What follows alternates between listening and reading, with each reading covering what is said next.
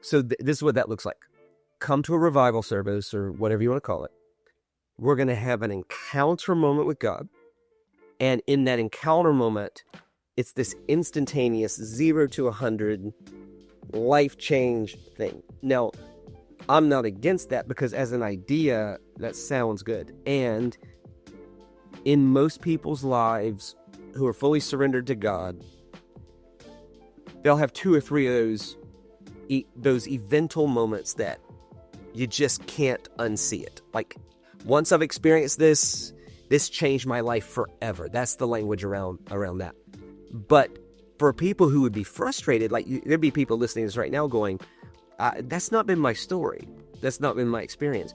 Well, the good news is that in the way Jesus saw it, this thing, this kingdom, this rule of God in your life, normally doesn't get established with evental things. It gets established with what Jesus called a mustard seed. And he actually was really confronting with it. He said, to me, it was confronting. He said, the kingdom of God is not coming in ways that people can observe, nor will anyone say, here it is or there it is, because the kingdom of God happens inside someone when they respond, right? Well, that's hard because now I can't see it in one sense. And in another sense, it's hard because, and it's confronting because it's just in my default wiring to call my favorite thing kingdom. So if I experience my favorite, let's say your favorite thing is 1.5 hour long worship experiences, right? So you go to this, and hopefully U2's running it, but you got to be really good to sing for 1.5 hours. And they're like, oh, did you feel that? That was the kingdom right there. No, you saw it, you heard it. It could have been the result of kingdom, but kingdom was happening in individual people doing 1-degree shifts in their heart. Right. Well, so I'll make sure I get you right here, because I think you're right. You have moments where you come to an altar, or you might have an event. Boom. Because I have that. Back when I was a teenager, there's a very specific event in my life where I could tell you right there, my life turned and changed and moved in a different direction. But that's not the whole journey. The whole journey is, because I think what the trap is to almost have that event become a high that you chase after all the time. And we know from walking with God long enough, like, oh no, you only might have a handful per year. Right. I also think it's frustrating though, because I sometimes will hear people give these testimonies of these major events that they had that were so impactful. And the other person is like, I've never had that miracle, or I've never, and they can almost feel left out or frustrated, again, still waiting on that event moment. But you're saying it's not in the event. It's actually so subtle that you can't even see it. It's like a mustard seed. Yeah, this is where Jesus includes everybody. Because I've had 2 or 3 really eventful things that I could tell you where I was standing, and I was like, I can't be the same after that. Yeah. I can't. I witnessed one time what I just knew to be a miracle.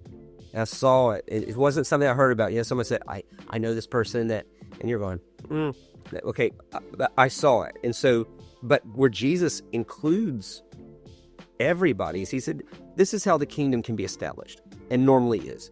It's like when a seed, as small as a mustard seed, gets into your ground, which is, in Hebrew, it's a metaphor for your inner being or your heart.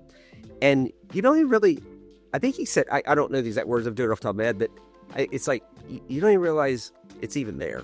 Like, it's like such a seemingly inconsequential decision that, how's that going to make any difference?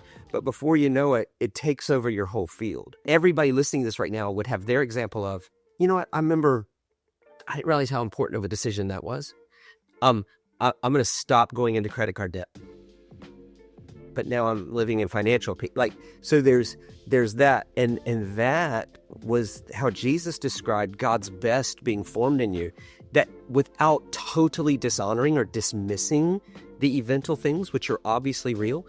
But everyone might not experience that a lot. Yeah. Everyone can have a mustard seed shift today that seems inconsequential, but in 5 years will fundamentally take over the way you see things. Yeah. So for me, a mustard seed for me, I try with all my intentional heart to be the most generous person in any room I'm in. I want to be generous. But that started as a seed that goes all the way back to my mother at 4 years old, making me give 10% and making me save 10%. I have a choice.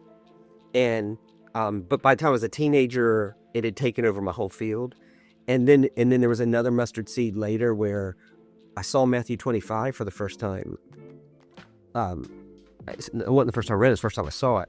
And I was like, man, I need to be like, it's not just about being forgiven and going to heaven. It's how you treat people who do nothing in return. And for what this makes me sound like an idiot, but I truly, before God, never seen that before. Yeah. Like religion that God our Father accepts as pure and faultless as this, to look after orphans and widows in their distress. That's in the book of James.